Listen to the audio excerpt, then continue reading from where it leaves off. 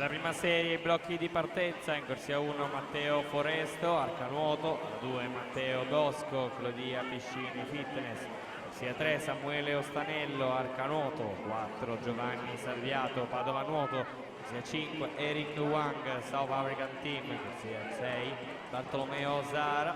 GP Nuoto Mira, corsia 7 Alvise De Feo, Piave Nuoto, corsia 8 Giacomo Polo, SD Arcanuoto.